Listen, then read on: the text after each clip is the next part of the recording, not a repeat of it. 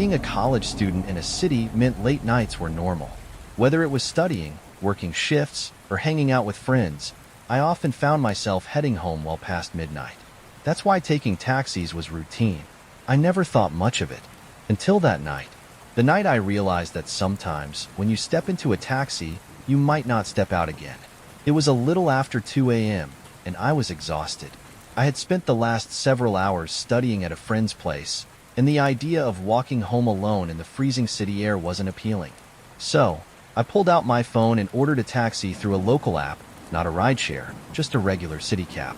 Within minutes, a black sedan pulled up to the curb. It looked normal enough, yellow license plate, standard company logo on the side. The driver, a middle-aged man with thinning hair, leaned over and rolled the window down. "You call for a ride?" I nodded. "Yeah, for my name?" He smiled. "That's me. Hop in." I hesitated. Something about the way he said it felt off, almost too eager.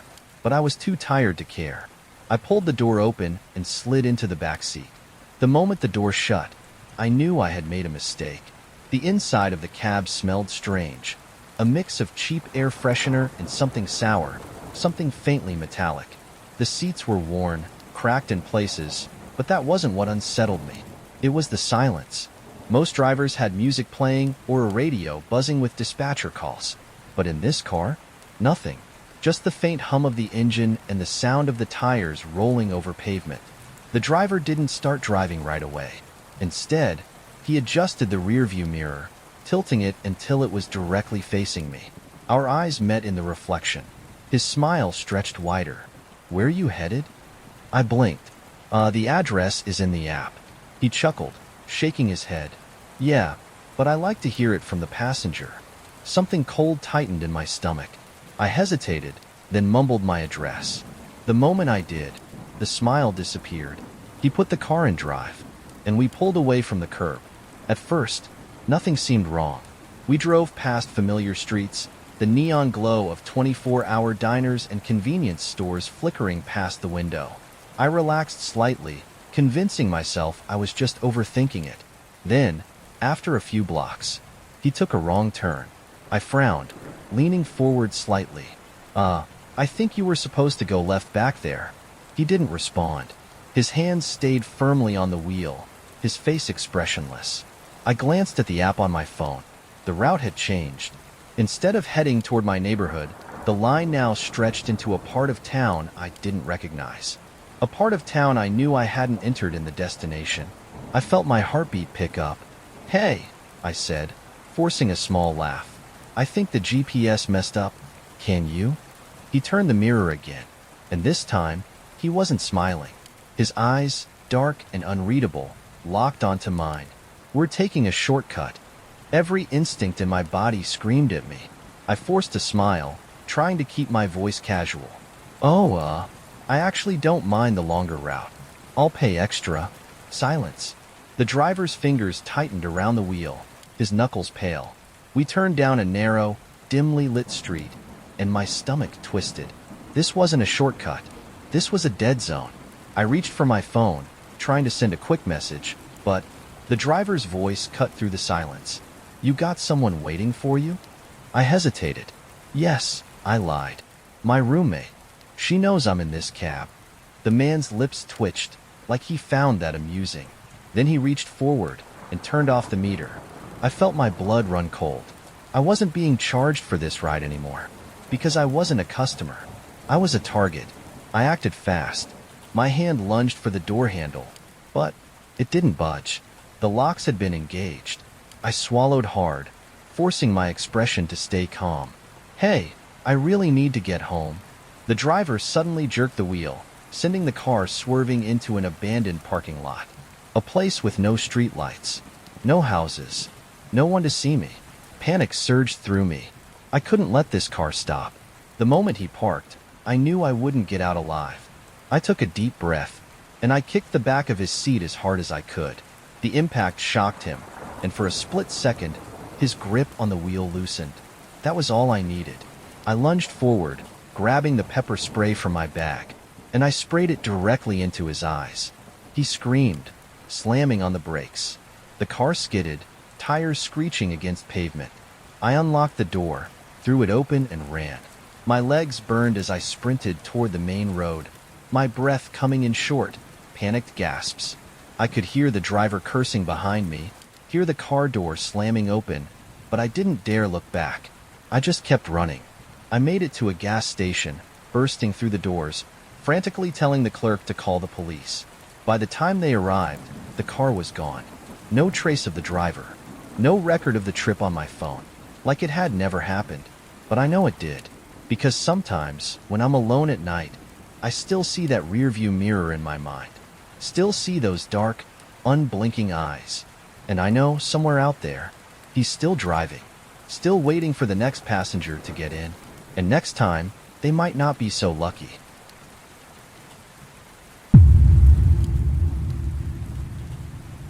Being a frequent traveler, I had taken countless taxi rides over the years.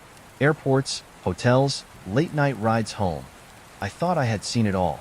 But nothing prepared me for the night I got into a cab and almost never got out. It was raining heavily when I left my hotel in the city. I had an early morning flight, and rather than risk sleeping through my alarm, I figured I'd head to the airport at 2 a.m. and wait there. I booked a taxi through an app, and within minutes, a white sedan pulled up to the curb. I checked the license plate. Matched. I glanced at the driver's profile. Same name, same face. Everything looked legit. So, I got in. The moment the door clicked shut, I knew something felt off. The interior smelled of stale air and cheap cologne. The driver, a thin man in his 40s, had a vacant expression, staring straight ahead. "You're heading to the airport?" he asked, his voice flat. I nodded. "Yeah, should take about 30 minutes, right?" He didn't answer. Just put the car in drive and pulled away from the curb. At first, everything seemed normal. The rain pattered against the windows, the city lights blurring as we moved through the streets. I leaned back, scrolling through my phone, barely paying attention to the route, until I noticed something. We weren't heading toward the highway. I leaned forward slightly. "Hey, isn't the airport entrance the other way?" The driver didn't even glance at me. "Shortcut," he muttered. I frowned. I had taken this trip dozens of times. There were no shortcuts. A bad feeling crept in. I opened the ride app, checking the route. But the map was frozen. No updates, no estimated arrival time. I clicked refresh. Nothing. I glanced at my signal bar. No service. I stared out the window, my stomach twisting. The familiar cityscape had vanished. No buildings, no shops. Just dark, winding roads cutting through patches of thick trees. We were in the outskirts now, somewhere I didn't recognize. I forced a small laugh, trying to sound casual. I've never taken this route before." The driver finally looked at me. For the first time since I got in, his eyes were empty. "You'll like where we're going." My skin crawled. I shifted in my seat, my mind racing. I had to get out. I had to do it fast.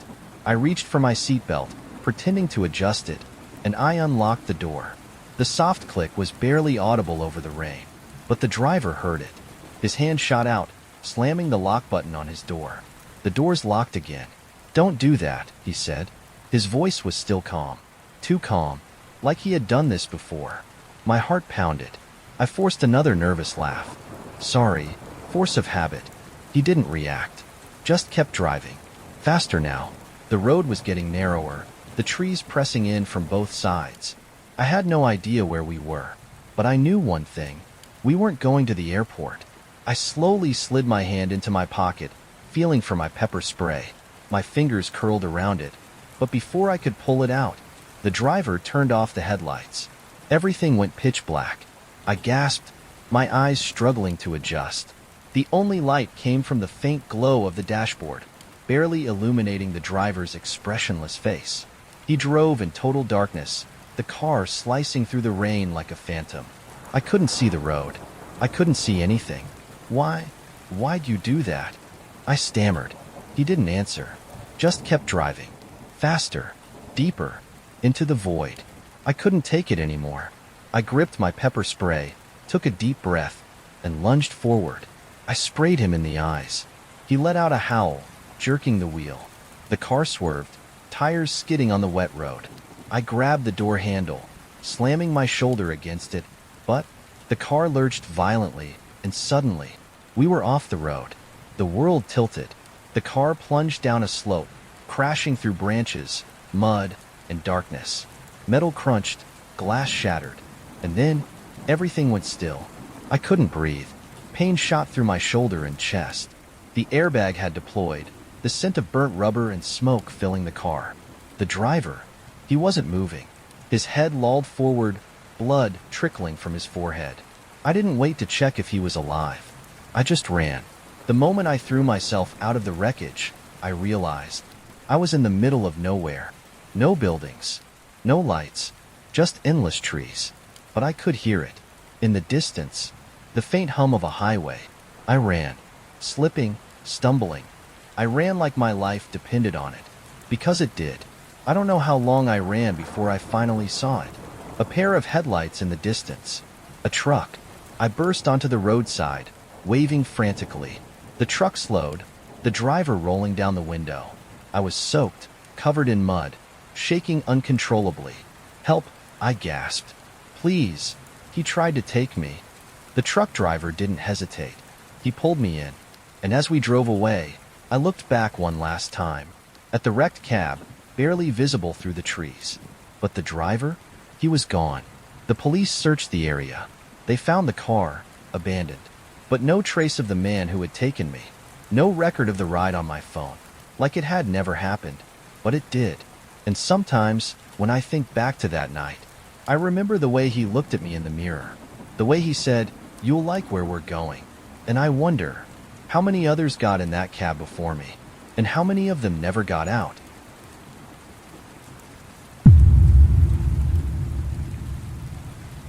I wasn't in the best mood that night. A long day at work, a fight with my girlfriend, and the exhaustion that clung to me like a second skin. I just wanted to get home. I wasn't in the mood for small talk. I wasn't in the mood for anything. But the Uber driver I got that night, he knew that. And he knew a lot more than he should have. It started out like any other Uber ride. I had left the office around midnight, stepping into the cool, damp air of the city. It had just rained, and the streets reflected neon lights, stretching them into distorted shapes. I ordered an Uber through my usual app. A black sedan pulled up a few minutes later. The driver didn't roll down the window to confirm my name like usual. He just unlocked the door. An unspoken invitation to get in. I hesitated. Something about that felt wrong, but I was too tired to care. I opened the door and slid into the back seat. The inside of the car was cold. Too cold, like the air conditioning was cranked to the max. The driver sat still, both hands on the wheel, staring ahead. The only thing that stood out was his hat, an old-fashioned flat cap, the kind you'd see in a 1920s photograph. I buckled my seatbelt, cleared my throat. My address, right?" The driver nodded. Then, in a low, smooth voice, he said, "No problem. Long day at work, huh?" I blinked. I hadn't told him that. I forced a small chuckle. "Yeah, I guess." The car pulled away from the curb, gliding down the wet streets. I stared out the window, watching the city blur past. But the feeling in my chest? It didn't go away. At first, I tried to ignore it. Maybe he was just making small talk. Maybe it was just a lucky guess. But then, his voice came again. "You had a fight with someone, didn't you?" My breath caught in my throat.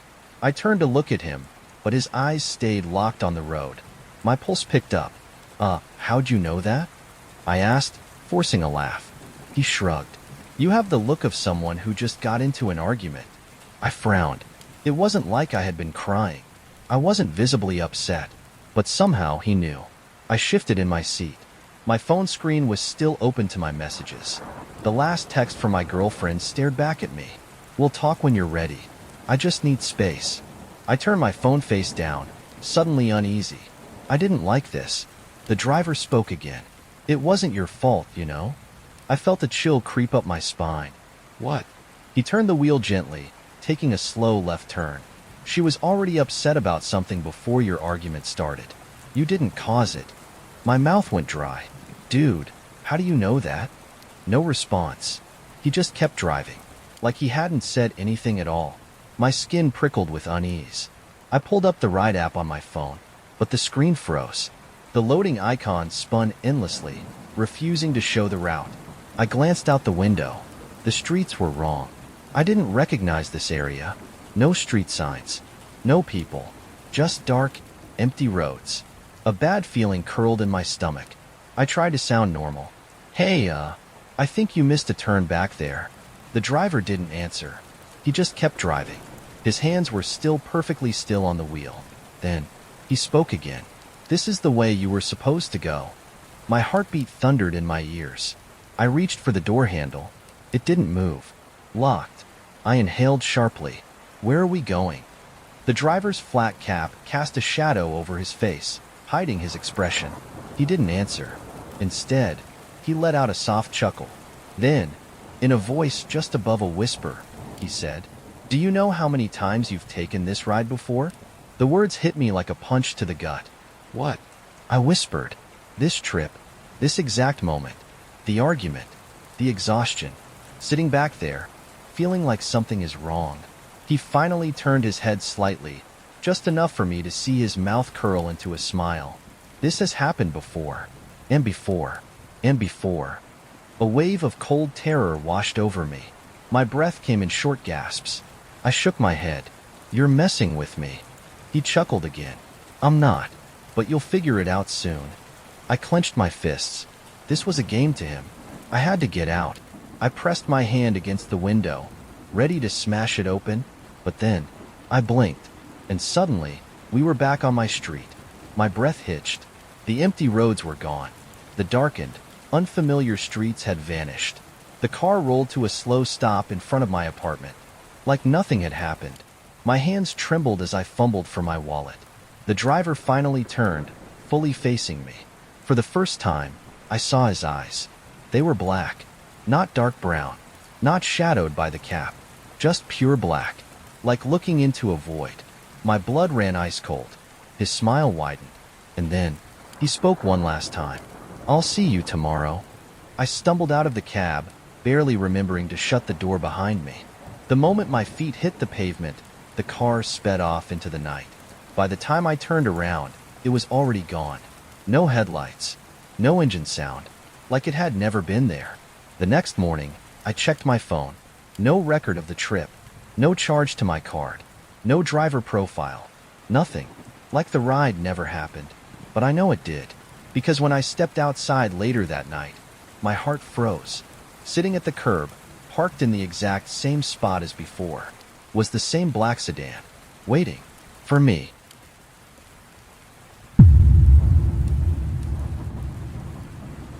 I had always been careful when taking rides at night. I double-checked license plates, made sure the driver's face matched the app, and always sat in the backseat with my phone in hand. But none of that mattered the night I got into the wrong car. And by the time I realized my mistake, it was already too late. It had been a long night. A friend's birthday party had turned into one too many drinks, and by 2 a.m., I was exhausted. The streets were quiet, the bars shutting down, and all I wanted was to go home. I opened my Uber app, booked a ride, and waited outside the bar. Within minutes, a black sedan pulled up to the curb. It looked exactly like the car on my screen. Same make, same model. The driver rolled the window down. "You, my name?" I nodded, relieved. "Yeah, that's me." He gestured to the back seat. "Hop in." The moment I shut the door, I felt off. The air inside the car was stale, thick with the scent of cheap air freshener and something else, something metallic. The driver didn't say a word as he pulled away from the curb. No greeting. No, "How's your night?" Just silence. At first, I didn't think much of it. Some Uber drivers weren't chatty, and that was fine by me. But then, I got a notification. I glanced down at my phone. It was from the Uber app.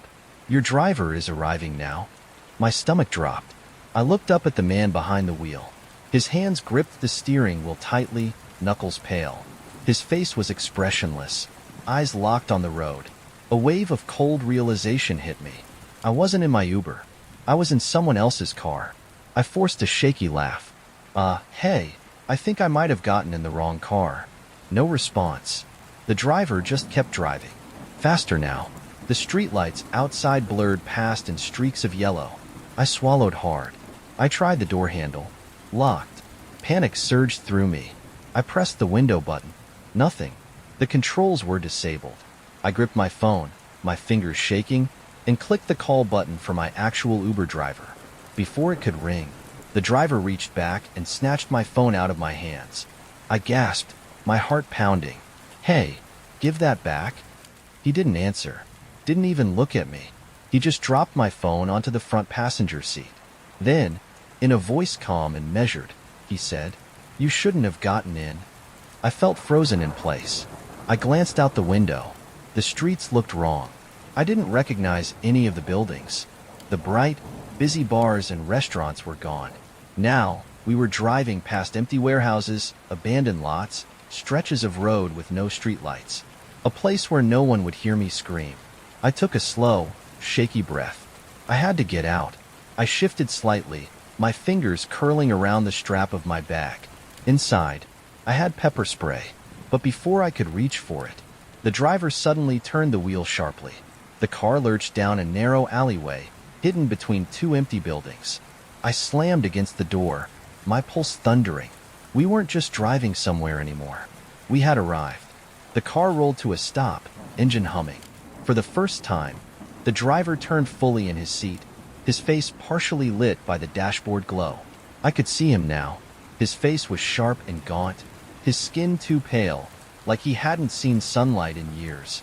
His eyes, they were empty, cold, like he had done this before. I swallowed hard, trying to keep my voice steady.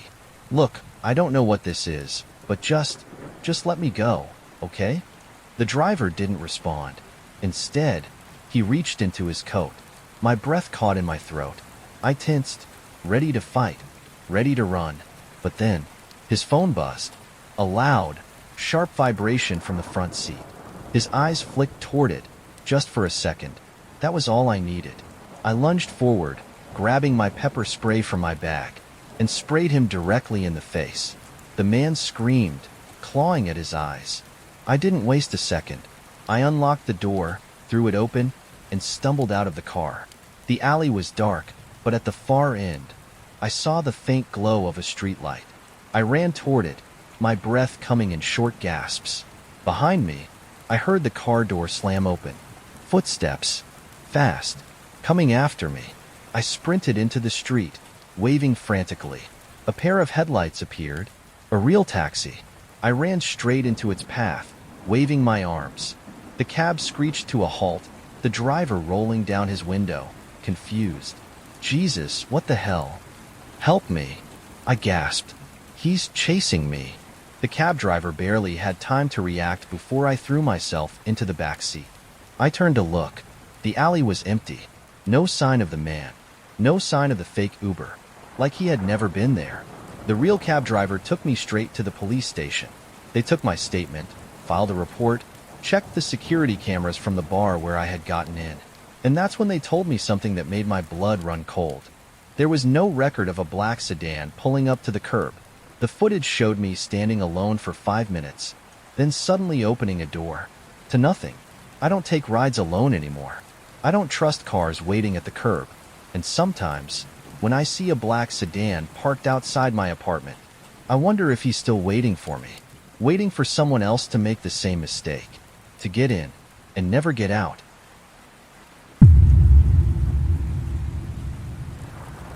I've always relied on Uber to get around, especially at night.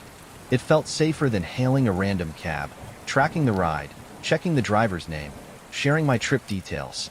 I thought that would protect me. But one night, I learned the hard way. Sometimes, you don't get a choice on where the ride takes you. And sometimes, the ride never ends. It started as a normal Friday night. My best friend, Riley, had just gone through a bad breakup, and we spent the night drinking, laughing, and making her forget about her ex. By the time I checked my phone, it was almost 3 a.m. I lived across town, and the thought of taking the bus alone that late made my skin crawl. So, I pulled up my Uber app and booked a ride. Within seconds, a driver accepted the request. Black SUV, 4.9 star rating. Name, Daniel. Minutes later, a black SUV pulled up outside Riley's apartment. I checked the license plate. Matched. I checked the driver's name and photo. Matched. Everything looked legit. So, I said my goodbyes to Riley and climbed in. The inside of the car was freezing. I shivered slightly, rubbing my arms as I buckled my seatbelt. The driver, Daniel, was silent. He wore a black baseball cap, pulled low over his face. I could barely make out his features in the dim glow of the dashboard. Still, I tried to break the tension. "Hey," I said, forcing a polite smile. "How's your night going?" No response. His hands gripped the wheel tightly, his knuckles pale. I cleared my throat. Heading to my address, right?" He finally nodded, but said nothing. My stomach twisted. Something about this felt wrong. I checked my phone, pulling up the app to follow the route. At first, everything seemed normal. The car rolled through quiet streets, passing darkened storefronts and empty intersections. I leaned my head against the window, already thinking about sleeping the second I got home. Then, I noticed the car was slowing down, in the middle of nowhere. I sat up. We were on a deserted road, lined with rundown warehouses and boarded-up buildings. No traffic, no streetlights, just darkness. I frowned. I think this is the wrong way." Daniel didn't respond. He just kept driving. Slower, like he was waiting for something. Panic crept in. I opened the app to check the route, but the trip was still active. The app still showed me on the right path, except the ETA kept increasing. Instead of the 20 minutes it should have taken, it now said 45, then an hour, then 2 hours. Like the destination was getting farther away. My heart pounded. I forced a nervous laugh. "Hey, I think the app is glitching." No response. The driver just gripped the wheel tighter. That's when I noticed. His hands. They were covered in faded scars, like someone who had punched through glass over and over again. I swallowed hard. "Can you stop the car?" He didn't. Instead, he turned the rearview mirror toward me. His lips curled into a slow, eerie smile. "You don't want to go home," he said softly. My stomach dropped. I pressed my back against the seat, gripping my phone. "What?" He chuckled, a low, dry sound. "Don't you get it?" he whispered. His fingers tapped the wheel rhythmically. "We're already home." Something snapped inside me. I lunged for the door handle. Locked. I slammed my fist against the window, screaming, "Let me out." Daniel just kept driving. Faster now. The road ahead stretched endlessly, as if it never ended. And then, I realized something horrifying. I looked out the window, and the same buildings kept repeating, over and over, like we were driving in a loop. My hands shook violently as I tried to call 911. No service. No GPS. Just nothing. Like I wasn't even on the map anymore. Daniel chuckled again. "You've taken this ride before." I felt ice flood my veins. "What are you talking about?" He didn't answer. Instead, he turned off the headlights. Everything went pitch black. I screamed. The only sound was the rumble of the tires on pavement. Then, a whisper. "Look in the mirror." I didn't want to, but I did. And I saw my own reflection. Except, it wasn't. The girl staring back at me had black, empty eyes. Her lips curled into a smile, and she whispered, "It's time to wake up." I gasped, and suddenly, I was sitting in an Uber. A different Uber. The driver, a woman in her 30s, was staring at me through the mirror. "Ma'am," she said, concerned. "We're here." I blinked rapidly. My heart slammed against my ribs. I looked around. We were parked in front of my apartment. My phone screen was still open to the app. Trip complete. Total ride time, 20 minutes. No black SUV. No Daniel. Like it had never happened. But it did. Because when I stepped outside the car, my hands were still shaking. And when I looked down at my phone, I had a missed notification from an unknown number. A message. "Same time tomorrow?" I blocked the number, deleted the app, and I never took another Uber again, because I knew the truth. That ride never ended, and it was waiting for me to take it again.